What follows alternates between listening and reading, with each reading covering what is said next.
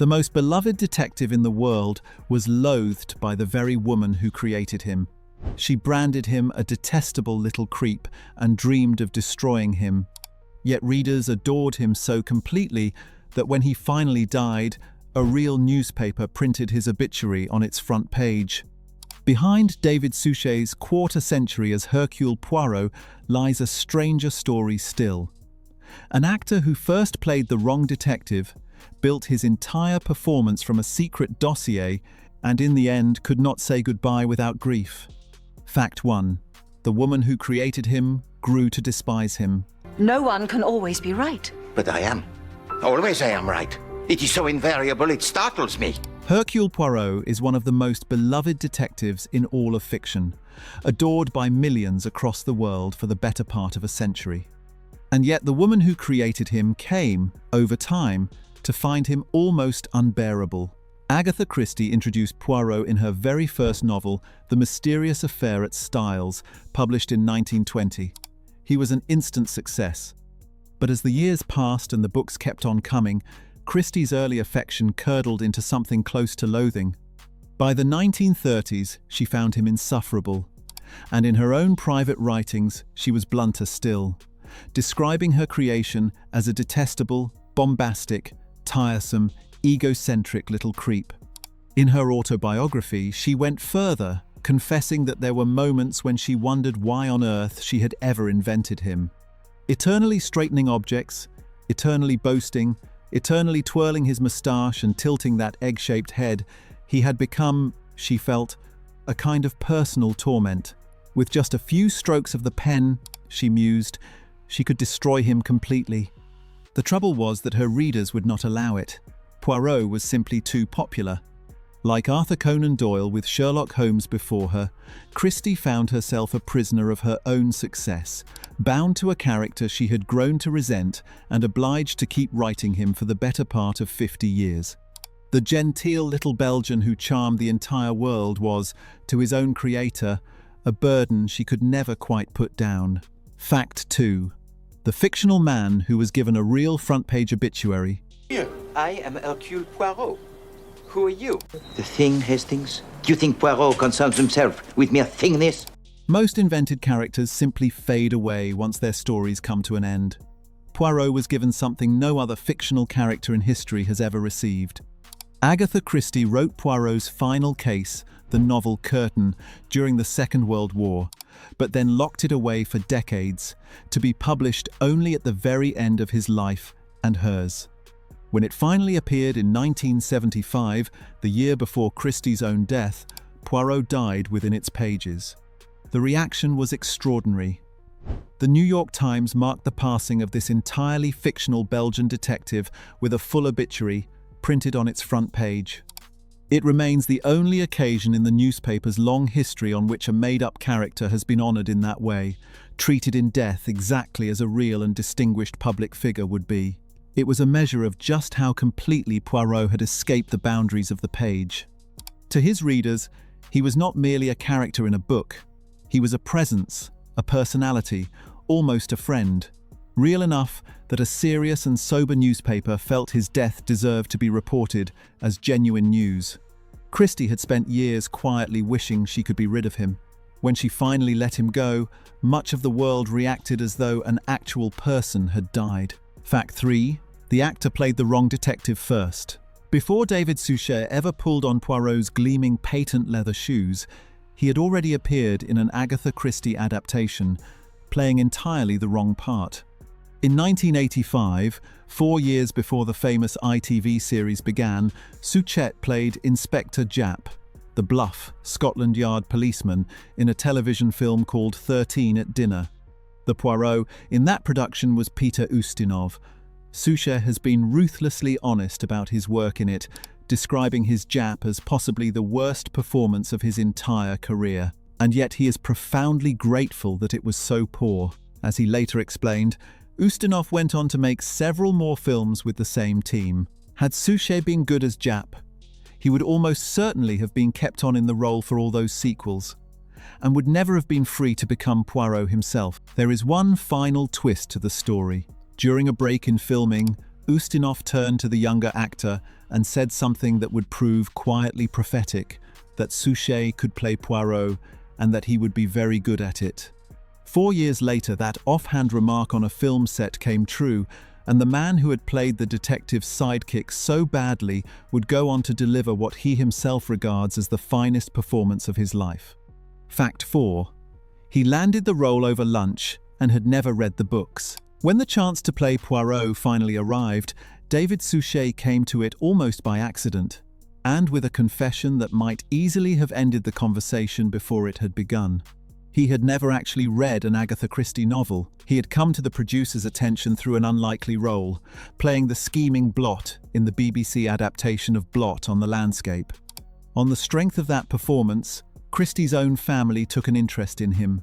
Suchet was invited to lunch by Rosalind Hicks, Agatha Christie's daughter, together with her husband Anthony. Over the course of the meal, they revealed that ITV was developing a major new series built around Poirot, and that they wanted Suchet to take the lead. More than that, Rosalind offered him a reassurance that clearly meant a great deal. She told him that playing the part in this faithful way was exactly what her mother would have wanted. For an actor about to take on a character whose own creator had so publicly despised him, that blessing from the family carried real weight. Suchet accepted, and then, entirely characteristically, set about repairing his ignorance in the most thorough way imaginable, turning to the novels not as a casual reader, but as a detective, preparing for the most important case of his career. Fact 5. The obsessive dossier behind the performance. David Suchet did not so much play Poirot as reconstruct him from the ground up.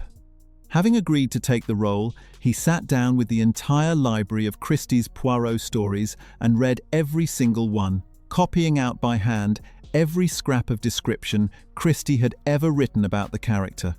The result was a private dossier, page after page of documentation recording how Poirot spoke, how he moved, how he dressed, and even how he ate. Suchet kept this file beside him throughout filming and consulted it constantly, determined that nothing seen on screen should ever contradict a single word Christie had set down. The level of detail he pursued was almost absurd. He seized on Poirot's obsession with order, the man who, as Christie wrote, would suffer more from a speck of dust on his cuff than from a bullet wound, and reportedly refused.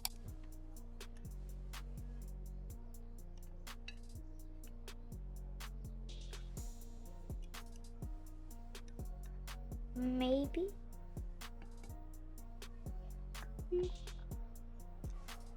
I blame the chicken. Why do hens lay eggs of different sizes? It's not you, mon ami. These are two perfectly good œufs. Mr. Poirot, I've got 3 religions bent on riot. If you're going to perform one of your miracles, the time is now. In character, to eat 2 boiled eggs unless they were exactly the same size. For one scene in which Poirot prepares tea, Suchet told his wife and asked her to find out precisely how many sugar cubes the detective took. The answer that came back was 3, or sometimes 5. To capture the fussy, mincing walk, he is said to have practiced with a coin, or in some tellings a rolled-up newspaper, clenched between his thighs so that he could not let it drop. And because Suchet is in reality a good deal taller and slimmer than the egg-headed little Belgian, he wore body padding and stiff wing collars to give Poirot his rounder, more compact shape. Almost nothing about that famous figure was ever left to chance. If you're enjoying this, it would mean a lot if you subscribed. It helps us keep making videos like this one. Just hit that button and you'll never miss a new one. Fact 6. He once solved a real crime in character. When the time comes to act, Poirot will act. David Suchet's immersion in the role could spill, every now and then, beyond the camera and into real life, never more memorably than on the day an actual crime was committed on the set. A visitor to the production discovered that her handbag had been stolen. Most actors would have offered a few words of sympathy and left the matter for others to sort out. Suchet, who happened to be in full costume and entirely in character as the world's greatest detective, did something rather different. He opened his own investigation. By the accounts that have survived, he approached the problem exactly as Poirot would have done, examining the circumstances, weighing who had been where and at what time. and methodically drawing up a list of possible suspects. For a brief and faintly surreal moment, the fictional detective of Whitehaven Mansions was applying his little grey cells to a genuine theft. It is a small story, but a revealing one. It captures just how completely Suchet had absorbed the character, to the point where the line between actor and detective could dissolve in an instant. The same meticulous, ordered, faintly obsessive mind that made his Poirot so utterly convincing on screen was, it turned out, not entirely a performance. Fact 7. Poirot's flat was chosen because it was perfectly symmetrical.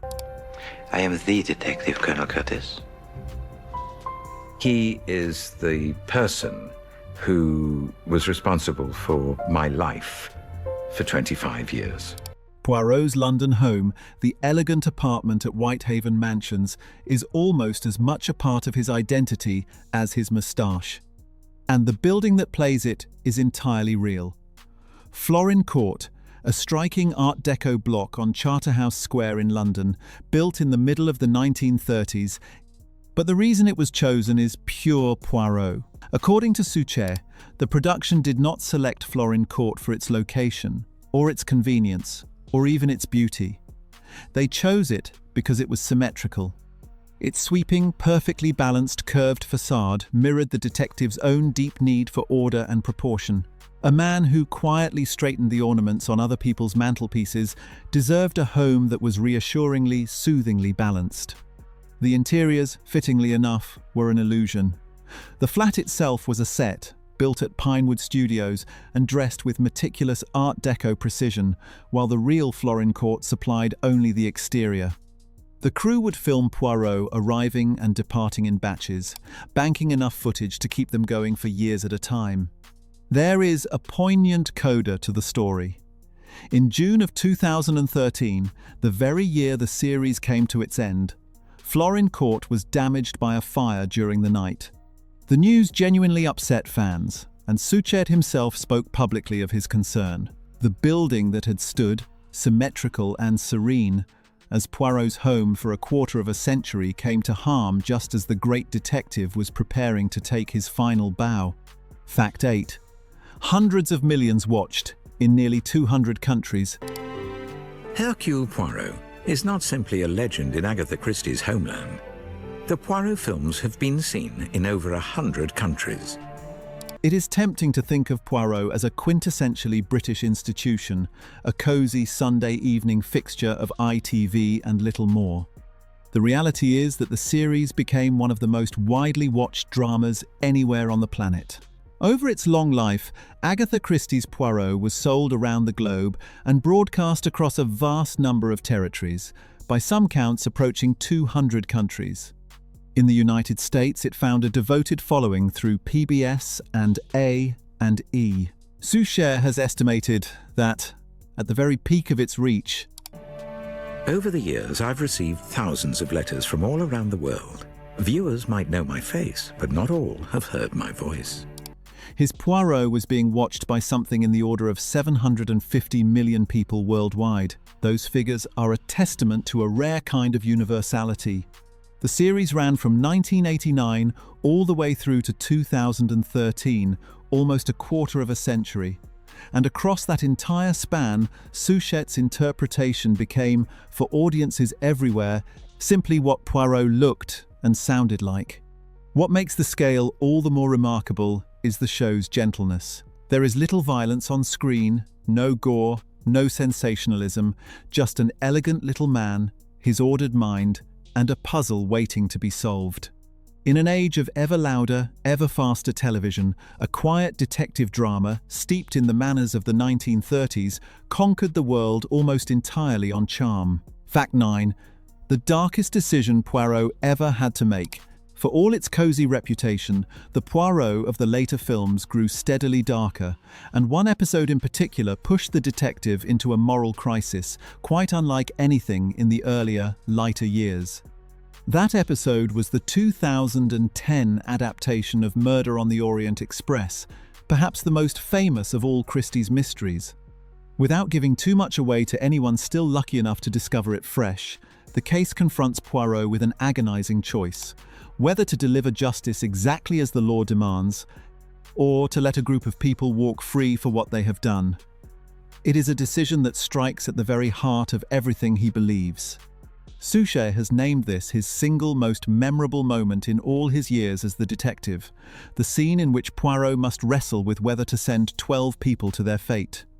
He pushed, deliberately, for a darker, more tormented portrayal, drawing on Poirot's deep Catholic faith and the genuine anguish that such a choice would inflict on a profoundly moral man.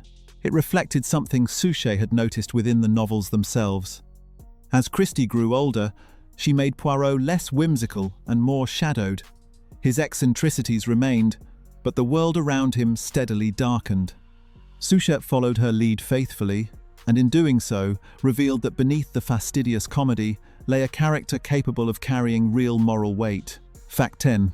He became the only actor to film the entire canon and had to bury a friend. When David Suchet first began playing Poirot in 1989, no one could have known that it would become the defining project of his entire life. Over the next 25 years, he set himself an extraordinary goal: to film every single Poirot story that Agatha Christie had ever written. He achieved it. By the time production finally finished, Suchet had appeared as the detective in around 70 films, adapting the complete canon, every novel, and every short story, something no other actor had ever managed to do. The last story to be filmed was Dead Man's Folly, shot in 2013 at Greenway, Agatha Christie's own beloved holiday home in Devon, now in the care of the National Trust. The final story to be broadcast, however, was Curtain, the tale of Poirot's death. The production brought the whole long journey full circle, returning to Styles, the country house where Poirot had first met his friend, Captain Hastings, 3 decades earlier, with Hugh Fraser reprising that role for one last case. Poirot, frail and confined to a wheelchair, met his end in the very place where it had all begun. For Suchet, the experience was overwhelming. He spoke not of triumph, but of grief, of saying goodbye to a dear friend, of an enormous sadness, of having at last to bury him. After a quarter of a century, the actor and the character had become so deeply entwined that ending the role felt less like finishing a job than losing someone he genuinely loved. It is perhaps the truest measure of why his Poirot endures. A performance so complete that even the man who gave it could no longer say quite where he ended and the little Belgian began.